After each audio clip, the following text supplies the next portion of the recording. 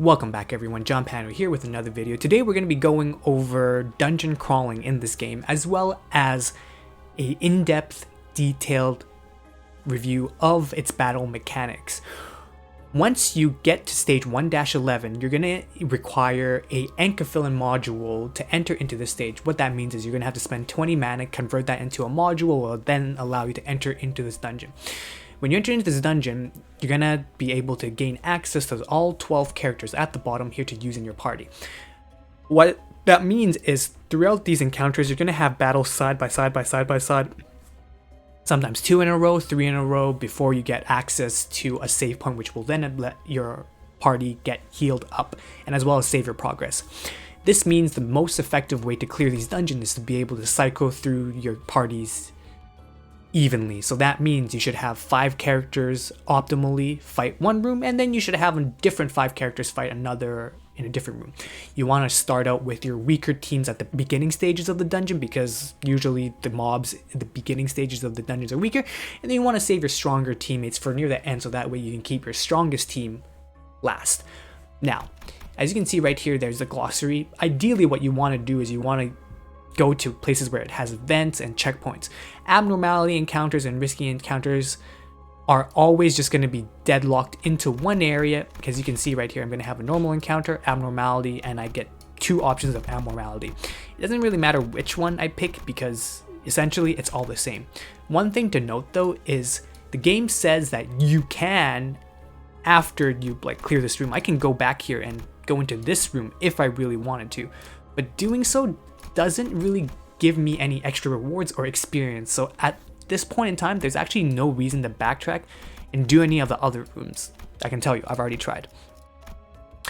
Now, as you can see, I'm going to be fighting an abnormality. It's going to be a little bit harder, but I'm going to be teaching you guys what I preach.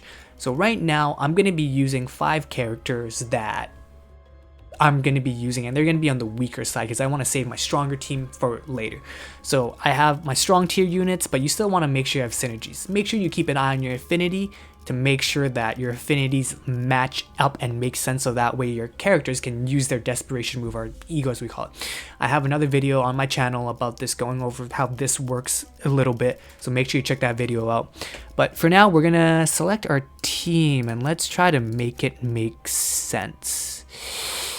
This looks bad.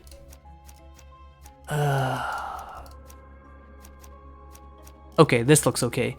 2 out of 2, 5 out of 6, 3 out of 1, 3 out of 2, 2 out of 1, 2 out of 6. Okay, this looks okay. So we're going to be using these characters. As you can see, using 1 star, 1 star, 1 star, 2 star, 1 star. We're going to be using a weaker team first for this battle here. Okay, so we're now going into abnormalities. Abnormalities are basically your mini boss encounters, or essentially your boss encounters.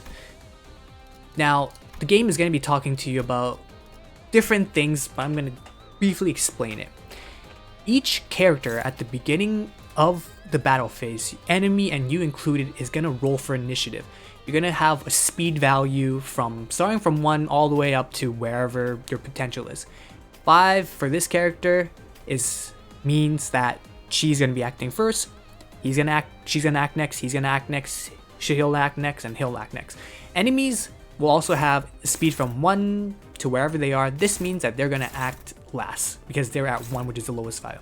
Now, as I'm hovering over here, you can see that this enemy is going to be clashing with this character here. But if I want to make this character counteract this one, I can essentially steal initiative and swing it over.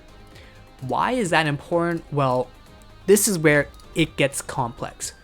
Sometimes you're going to encounter a monster where you are guaranteed to absolutely get annihilated, because this character might have a weakness to this character, and if this person is going to act and attack your character with a weakness, this person is going to take a lot of damage. So what you want to do is you want to have a character jump into the clash, which basically means that they steal a turn away from the enemy, and instead of the enemy attacking the person with a weakness, you can manipulate it so that your faster characters could potentially have a stronger affinity against this enemy. in the smallest, simplest detail, all it's saying is essentially faster person has the potential to protect your teammates from getting absolutely annihilated in a rock, paper, scissors battle. If the enemy's using scissors against your person who's using paper, then you want to use someone who has rock against their scissor first before they can use their scissor on your paper characters. I know it's a little bit convoluted, but essentially faster characters can essentially cheat out a rock, paper, scissors roll first, protecting your teammates.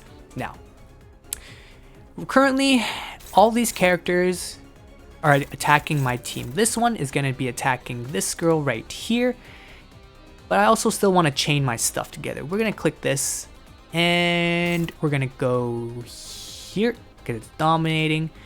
We're going to do purple into here. We're going to do another purple over here. And we're going to do yellow. Yellow is unopposed, 50, 50, 50, 50. Doesn't look that good. Let's see blue. Blue is 150, 150, 150, 150. Alright, I like this better. Alright, let's go. Now, this is the first dungeon, so at this moment, ordering your units in a way where their speed can take initiative from the enemy to be able to have a stronger interaction with the enemy doesn't really matter quite yet, because we're at the early dungeon. Strategy doesn't quite matter, but it's important to know that later on in the dungeons it's going to get a lot harder. Now, enemies are staggered. Staggered, all that means is that the enemy took enough stamina damage, so now they cannot act, and any damage that goes to them is treated as a weakness. It just means, in Pokemon terms, this character is in a weakened state, it can no longer attack because it's stunned, and also it takes extra damage from all damage sources. No longer does it have a protection against rock, paper, or scissor, it's just weak to rock, paper, scissor, so smack them while they're like this. This means that ideally you want to be able to use your units in a way to be able to do as much damage to staggered characters, as well as spreading out the damage to be able to stagger the other monster. So with that being said, let's take a quick look and see what is going to be the best. This is minus 50, this is plus 100. We'll take that. 150, 150, 100. 50, 100, 50, 100. Ooh, that doesn't look good. 100, 150, 100, 150. Okay, let's do this. This looks like it'll be better. 66 to 55. Let's go. Okay, this looks like a better number. 100 to 50. That looks better. 200%. 150, 200%. Okay. 166, 66, 60. Okay, this is nice. And 50. And we'll do that. So now we can start. As you can see right here, the game is intuitive enough to show you what percentages you have going against certain enemies. Rule of thumb, do math. If you have a bigger green number and the enemy has a red number, go with that. If your enemy has a big green number and you have a really big red number, don't do that. Now, we're going to enter into the next battle. As you can see here, I already used, a few of the weaker characters because now I'm going to switch into my other set of characters. This way I can keep my team relatively fresh. So that way they don't have to worry about having to deal with fatigue. But let's have this guy. Let's get rid of her. Let's get him in. Okay. Now I have a different set of team. We're going to have my 3-star, my 3-star, my 3-star, and a 2-star and a 1-star. This just works better for my affinity, and let's go to battle. As you can see, we have a new batch of characters on the team. The reason why you do this is because you want to be able to disperse the amount of damage your entire team takes. If I have only 5 characters that I use throughout the entire dungeon, that 5 character is going to take a lot of damage. So what I want to do is I want to disperse the damage out throughout all 12 characters. So cycling in different units for different battles is very useful that way. Now, the next thing that I'm going to go over is guarding in this game. The game goes over briefly about guarding, counterattacking, and avoiding. Now, the easiest way of explaining it is the only time you really want to be using any of those features is if your unit is being targeted by more than one creature. And at lower difficulties, it doesn't matter, but at higher difficulty, it's going to matter a lot. As you can see right now, one enemy is targeting him, Gregor, no one's targeting him, one character is targeting Heathcliff, nobody's targeting her, Faust, and 2 enemies are targeting our good old Chinese guy here. Now, as you can see with 2 people targeting him, it's best for me to be able to either A, defend, or B, have my 2 characters that are faster take initiative away and clash with them. Since I have 2 characters that are faster, I can stop these 2 guys from attacking him. How I do that is I will first have my green guy, or my guy in green, use this, take initiative away here, and I can have this guy take away initiative there. 25, 50, 33, 50. Okay, so this is stronger, so we're gonna go with that. Now, as you can see here, no longer are the enemies attacking my Chinese guy. Hulong, I believe is his name. Anyways, no longer is anyone attacking this guy. This is useful in the sense that, you know, if you come across a place where you're getting absolutely annihilated and 4 or 5 units are bum rushing you, just defend. If not, you can get your characters with faster speed to intercept the enemy. Now, let's take a look. Since I have those locked in, I don't really care about anything else, and I could just do quickly win rate and go with that. But as you can see, if I do win rate, the game changes so that it makes it so your units now only clash if the chances of them beating out the enemy is higher. As you can see, I'm going to be rolling an 8 to 10 to the enemy's 2 to 5. And you can see over here, I'm going to be rolling a 4 to 19 to the enemy's 3 to 4. If I were to do damage, it's a little bit different now. Now I'll be doing more damage to the enemy, but the chances of me not landing the hit is a little bit higher. So what you want to do, if you want to min-max, is you want to just kind of quick win rate if you don't really want to think too much. If you want to big brain it, obviously manually do it to check out all the enemy's affinities. And if you don't care and you want to quickly, you know, be lucky and hopefully tail the enemy before they can do anything, you know, too detrimental to your team, just do damage. So, really briefly to summarize, guard and defend if a lot of enemies are attacking your character. However, you do have the option to make it so that you can have your characters intercept the enemies, potentially because you have a stronger affinity against that enemy. If you don't want to big brain it and you think your team is strong enough, you can just use your win rate to be able to take less risk and guarantee your win at a, you know, longer time frame usually, because you will end up doing slightly less damage, but you'll consistently be doing damage. Or you can, you know, gamble it a little bit and do damage and hopefully kill the boss before they kill you. Now, once you get to the employee lounge, this place, all it does is it just heals you up, but potentially sometimes it will give you storyline beats to it, which is very nice. I'm just going to skip this for now, and we're going to go right into the next phase, which is, I would say, the hard part, anomalies. Now, with anomalies, what you're going to realize is there are certain characters that you're going to want to have on your team in the battle because they just work better. We're going to be taking him and him for sure. I know for a fact these 2 guys are going to have dialogue options in the game, which I'm going to need. And then we're going to pick, let's go with this guy and go here and this. I don't have any blues. Okay, this team looks good. Okay, we're going to go. And now we're in our first big mini boss. Now, when you encounter this boss, you're gonna see that things that I mentioned before are gonna matter a lot. This person has attack power up, attack skill final power +4 for this turn.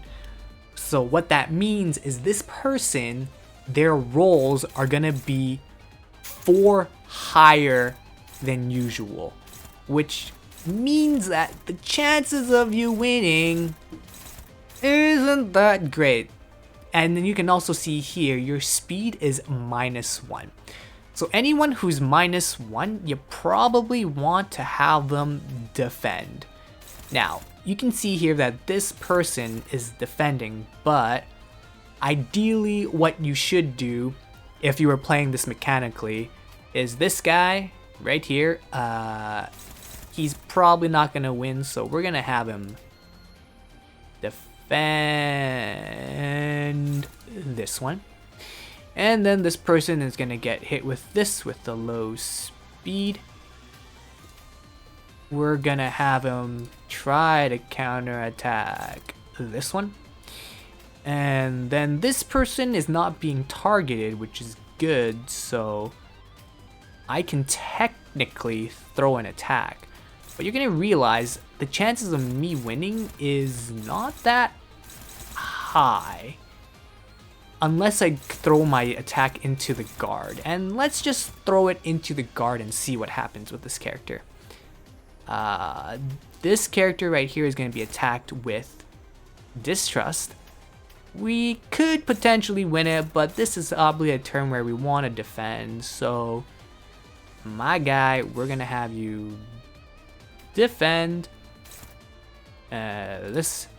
And then this guy is also getting attacked. 3-2. Anything here that will do damage. But this one I'm favored, so I'll do the favored attack. Let's take a look. Any of these, so as you can see, struggling.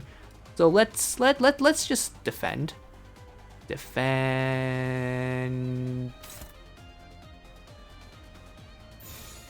And now we can see everyone has a good... Wait, hold up. This guy defends that. Okay, perfect. Now let's start. As you can see, my guy is defending, countered, evading, did not evade. This person is attacking, oh, getting messed up, he's countering. Alright, as you can see here, even though I was defending, I still wasn't able to do much damage to it, but luckily they weren't able to do a ton of damage on me. So let's try a different thing. Let's just go win rate. Let's just see what happens when I go all out, unga bunga, don't care, attack right away. As you can see, surprisingly, I am still able to win with a strong enough character. So sometimes, even though it shows that the boss is getting a buff, your best option might be just to attack it straight down. Lucky enough, we're in the beginning phases where it doesn't really matter because the bosses are weak enough, but as you progress through the harder dungeons, you're gonna actually have to start to defend. Now we enter into this little gameplay mini game, essentially, where the game enters into its simulator phase where you're gonna have to make a decision. It's essentially basically telling me to do a damage roll. It's basically asking me to do a roll. As you can see right here, in order for me to pass the check, I need to hit the threshold of either 6, 6, 6, 4, depending on the character. As you can see right here, he needs to hit a threshold of 4, but he's always going to spin either 6 to 8. This person needs to hit a threshold of 6, but they might fail with a 4 to 12. This person needs to hit a threshold of 6, but there is a huge range of 2 to 17. This person needs a threshold of 4, so a potential of 3 will fail, but 11 will pass. And then this person, I need a threshold of 6 and 3 to 9. So my guaranteed pass is my Asian dude. So we're gonna use the Asian guy because he has no way of failing. So that's how you want to play this one. And essentially what happens when you beat this roll check is essentially you get a buff, or your enemies get a debuff, or you're gonna have a better time. Now what ends up happening is The vines that were murdering us earlier, completely gone. Now, from the looks of it, the enemy is staggered.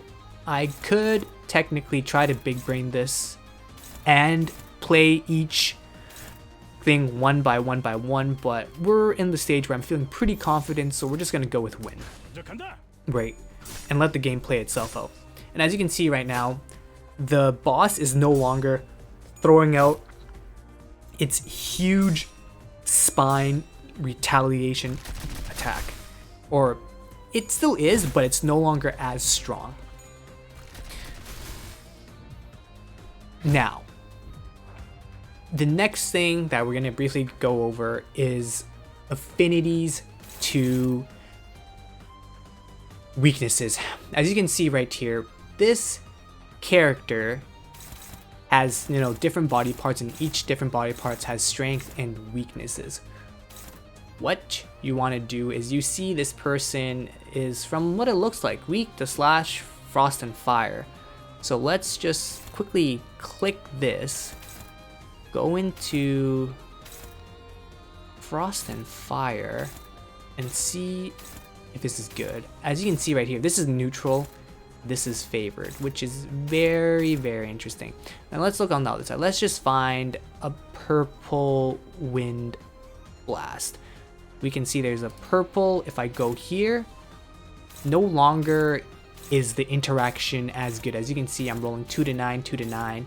It's essentially a 50-50 coin toss. But if I'm doing a red slash on this character, now I'm at a 7 to 9 to a 2 to 9. So much better. So if you really want to big brain it, take a look on the right hand side. Make sure you're looking at the weaknesses and strengths before you click it. But if you really don't care, just jam in win rate and adjust accordingly. This person's weak to slash, blue and fire, and this is a slash attack, which will do. This one is weak to slash, blue and fire. This one's a slash attack and blue, so even better. This one is strong with a blunt fire, but it's weak to fire, so this will do. This one, as you can see, it is a bullet brown, and unfortunately it's not as strong because this one's weak or strong against bullet.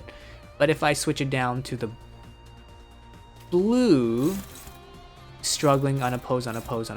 The blue slash is better, but it's still got a different weakness to purple, so that might not be so good, so we'll leave it. And yeah, it looks good.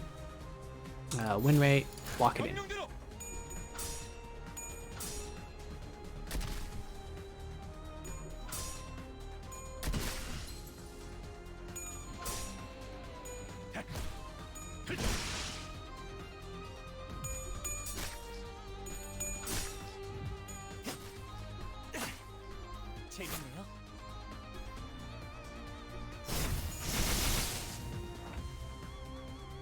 Now, we are getting to the point where we're starting to take some damage, but the fruit was born again. Maybe this is time to destroy it once and for all. What it seems like is it's getting weaker, but we just want to constantly tear it down. I've gone over the basics, but now I feel confident enough that the game should auto win for me. And if not, I'm just gonna look like a complete fool on the video, but hopefully this works. Maybe I'll leave it to the RNG Jesus and let the game play itself out, and hopefully things are gonna be okay. Well, it looks like it's gonna make me go into another little check. It's telling me to do someone with a pride advantage. This is same thing, threshold 7, 6 to 8, 7, 2 to 17, 7, 3 to 11, 7, 4 to 12, 7, 5 to 15.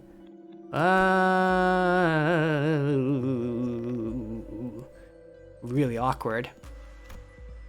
This one has a higher chance of doing better, so we'll do dismember and hope we, Even though this says very high, the odds of this mathematically is just better, so we're gonna go with this one. Strange how it works. So just because it says normal very high doesn't mean the odds are quite in the favor. This one was the best odds, this was a 50-50 coin toss. So now it's just telling us that our center has a brief moment of respite and heart was broken, queen was staggered, great. Enemy is staggered, full on attack. So you can see right here, having specific characters that have certain affinities and are higher level will help you with these, dice roll, dice check situations, which makes it so that the boss fight become a little bit easier. This is essentially like the gimmicks of every boss, and every boss is going to have something like this.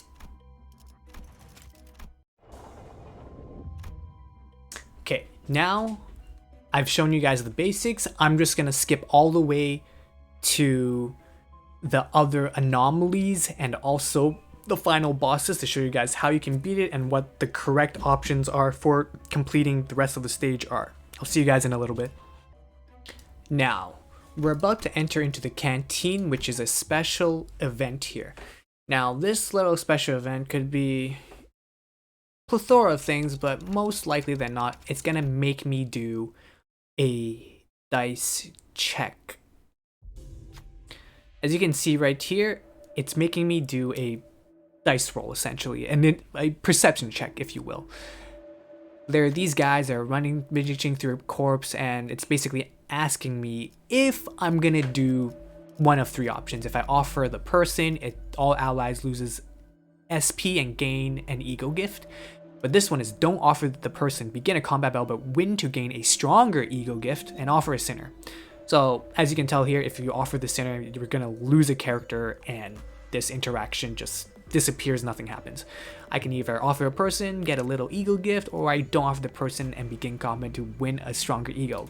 Obviously, you want a stronger ego because stronger ego is always good. And what the ego gift is, well, the simplest way of explaining is if you play the Slay the Spire, an ego gift is essentially a relic. It's essentially a passive bonus that will apply to either a specific character or your entire team that will give you a bonus throughout the rest of the dungeon. So as any person who plays these types of games will understand, you always want the better gift and you always want to make sure you get the best reward possible. Now, we are at the stage in the game where you could just win rate your way through the game because the dungeon's easy. But if the dungeon is a little bit harder, then follow the steps I mentioned before in the video, where you can either steal initiative to make sure you have a stronger interaction with the enemy, or you can just defend. I just recommend doing win rate and going and leaving or letting the game play itself out, only because number one, it's going to save you a lot of time. Currently right now we're low enough level that it's not that difficult to just barrel your way through the content, and just like that I defeated this little mini boss battle, and I'm gonna get myself a lovely ego gift. And this ego gift is basically a bloodied mask, which will help out in the future. As you can see, all allies gain +5 offense level and +5 defense, which is massive. +5 and +5 is a huge amount. Now we are gonna enter into the next abnormality phase, and we're gonna take our strongest team because we just healed up. So we're gonna take our strongest core characters and hop right in. As you can see right now, I'm not using my highest tier units. I'm using the team that synergizes best with each other currently right now. I could take all my best characters, but that isn't exactly the best way of doing it. Now we are going to be fighting this boss. This boss has a fun and lovely gimmick where you essentially are fighting against a timer. This boss luckily is still weak enough where I can just wait my way through and get myself to the different phases of the boss. This boss is like a ticking time bomb. If you don't kill it fast enough, it's going to mess you up badly. We're going to quickly power through win rate, and I'm going to show you guys that I could just autoplay for now and get myself past this dungeon. Now, as you can see here, that Abnormality looks upset. It seems to want to do something, but what should we give? We're not going to give anything. We're just going to continue to win rate through. Now, the reason why I'm doing this is because, number one, you technically, if you wanted to, target everything onto the boss and ignore the weaker mobs. But in doing so, you're kind of taking a big risk because the weaker mobs can attack you for free and you could potentially get staggered. If you get staggered, that means you are no longer able to act for that turn. Now, as you can see, we're going to be going into another, dice check, perception check, whatever you want to call it. We're going to be doing a dice roll. It says this person wants a fresh batch of blood that might appease it. Do I want to offer a clay doll or offer a sinner? Well, common knowledge dictates clay doll don't have blood. We're going to offer a sinner. So we're going to do a check. As you can see right here, we have someone that says very high. If I choose him, I need a 6 to win. This is 3 to 9, 50% roughly. I need a 6, this is 3 to 11. Doesn't feel that great, 50%. I need a 3, this is a 2 to 17, so this is most likely not going to fail. Then I got 6, 4 to 12, alright, kind of not the greatest. And then I have guaranteed threshold 6, predicted 6 out of 8. So we're going to take the 100% guarantee, and we're going to offer up our Blade Lineage Salsui Yiseng, and we pass. So my character is going to lose 20 HP, the boss is going to have 3 power down, and that's it. But the funny thing is, if you do that though, now my guy, he's staggered. So in doing so, doing that perception check or that dice roll, I end up lowering the boss's damage by 3, which is really massive. My guy loses 20 HP, but he also gets staggered, so he doesn't get in turn to act. But in doing so, I get a strong debuff on the enemy, which is very useful. Now we're going to be entering into the next phase, and as you can see, this guy is getting bigger and bigger and bigger. My guy is still staggered, but I can use my special move. So we'll use my special move, we'll do win rate. We're just going to make sure this guy, no, he's smacking that. I don't want to hit that. I want to make sure I hit that. So you always want to make sure that if you're going to be using your special move, you're smacking the boss with your special move. You don't want to be wasting your special moves on the trash mobs, because that's just pretty dumb. 79 damage, big damage. We take a chunk out of this guy, and we will let the game play out normally. Obviously, if you're ever going to use a special move, target it onto the boss. Even if you press win rate, the AI might sometimes send your special move, desperation move, onto a trash mob. Don't do that. You're gonna waste your big resource on a trash mob. It's not worth. The trash mobs can usually be taken down with just your regular skills.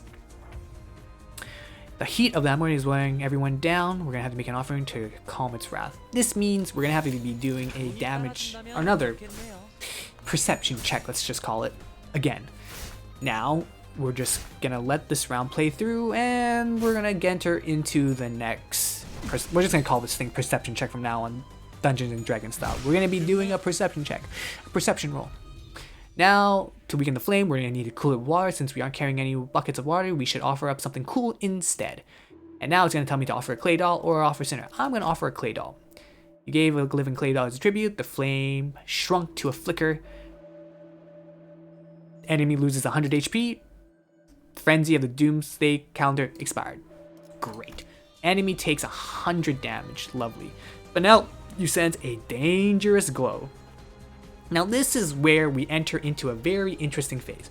The boss has 34 HP. If I do win rate, we're going to be throwing damage at, trash mobs. I don't want that. We're going to be doing damage, and we are going to be throwing everything. And I mean everything into the boss, and we're going to be making sure we're doing the most damage as possible. We're going to do 3 purples because 3 purples are good. You want to be able to link up purple. 83, 73. Okay, we're going to be doing red because red is better, and then we're doing this. And with this, technically, my guys are going to start taking hits. We're hoping. Oh god. Oh, interesting. Look at that. The boss did not hit me. The boss's big scary move killed out all the trash mobs. Who would have thought? So, surprisingly, sometimes this game has it where you might think the boss is doing a big attack on you, but it's not. It like that instance right there, it just blew up all the trash mobs for me, and I killed the boss. So this game doesn't really explain that very clearly, but sometimes a dangerous, or what looks to be a dangerous event, isn't exactly gonna kill you. In that case, that thing did like 50 damage, but to the enemy, which is good. I'm gonna fast forward and get ourselves to this checkpoint to show you what the next step is in this dungeon. Now we're gonna be entering into a little special event. Like any special event, it's usually 9 times out of 10 going to do a perception check on you. It's gonna make you toss a die, spin a dice, and make sure you can, successfully achieve it. And if you pass the perception check, something's gonna happen. So in this case, you hear a faint voice, please help. Do you follow the sound, or do you ignore it? Ignore the voice, or check out the source of the voice. Run a pride check, gain an ego gift. That looks nice. Run a pride check, gain an ego gift. The soldiers crushed under the rebel, asking for gain. Please kill me, it hurts too much. You just can't remember who is ordered to bring peace to the soldier. Okay. So we need to do a perception check. It hurts too much, you can't ignore this person. We are gonna do a pride check. We are gonna try to find someone who can kill this person peacefully, because apparently they can't kill him under the rubble. So this one needs a 5, 4 to 10, not bad. Threshold 8, prediction 4 to 12, very high, not great. 8, 3 to 13, terrible odds. 8, 2 to 9, terrible odds. 5, this one's actually okay. 4 to 12, not bad. 8, 2 to 17, terrible. 8, 2 to 9, horrible. 8, 4 to 12, not great. 5, 6 to 12, okay, this is guaranteed. So she's guaranteed. 5, 2 to 9, 5, 3 to 11, and 8, 5 to 15. Okay, so she's the only one that's 100% guaranteed. So we're sending her in. She's gonna get the job done 100%. Thank you. Delivered a coup de grace by the knife, and the human rhythm that rose through the blades soon ceased, and the siege eased into eternal rest. So we gave him a peaceful death, and now we get a nice little gift. All allies gain 10% max HP. Not bad. We're gonna go here, and we're gonna heal, and then we're gonna enter into the next phase, because we see a nice little event once again. On the next map, I can either choose to decide to either A, fight, or B, do a check. We're gonna do an abnormality check. This looks like there's an event. Always pick the event. It seems like right now picking the event is the correct choice, but I'm not too sure what the later dungeons will hold. Maybe that's not always correct, but for now, in this playthrough, we're just gonna keep going with special events. And funny enough, we get into another situation where we're gonna be doing another perception check. Either we A, carefully move past the gross swarm, all allies lose sanity, or enough is enough, crush the cockroaches with the sinners. Gregor loses a lot of SP, begin a combat encounter, win to gain an ego gift. Brain dead option, Gregor takes 20 sanity damage. Okay, win the next one again, a festered fragment. Not bad. Even though this guy's at minus 20, I don't have to use him, but there's no point in not using him, so I'll just use him. So even though technically my guy is at minus 20, so his morale is lower, I can still technically use him. The only time that it's going to become an issue is if you get into the negative 40s. Negative 40s is where things start to get a little bit dicey. You don't want to get too low with your sanity, because then your characters go berserk, and then they start doing dumb stuff because they literally become a Pokemon that is a little bit too high of a level that you can't control, and they kind of go berserk and they start doing dumb stuff like attacking you or healing the enemy. So avoid doing that. But besides the point, what you want to do in the dungeons is you want to always try to just get the best ego gifts and get your run, quote unquote, as optimal as possible. By avoiding these encounters, you could just choose not to deal with the fight and just skip it, but skipping the fight is actually unoptimal, because you want to be able to get the most amount of buffs going into the final boss. Because from how the game is setting itself up to be, it seems like the final bosses are going to be really hard without these ego gifts. With this gift, it says at the start of the turn, if my ally has 50% or less HP, heal for 5, which is quite a bit, because 5 is, 5% HP. It's something. But let's go into the next room. I'm going to fast forward until we get to the next major step of this dungeon. Alright, we are going to be entering into this final boss fight. And for this final fight, I recommend taking definitely Gregor and this guy, which is everyone's going to access to, and then put whoever else you want on the team. I'm just going to pick the team that was worked so far the best for me, so we're going to stick with this team right here. Everyone's healed, and we're going to be entering into the final boss of this dungeon. Now, I'm going to explain this fight very briefly. It's quite simple, and surprisingly, it's actually easier than the previous Abnormality boss with the thorns. This one is actually a lot simpler. So this boss has, multiple phases, and, spoiler alert, things are going to happen.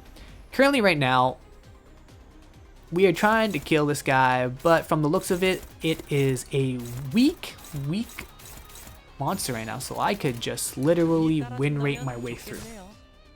Currently, the boss is in a weak phase. I could just click win rate and just let the game play through as is.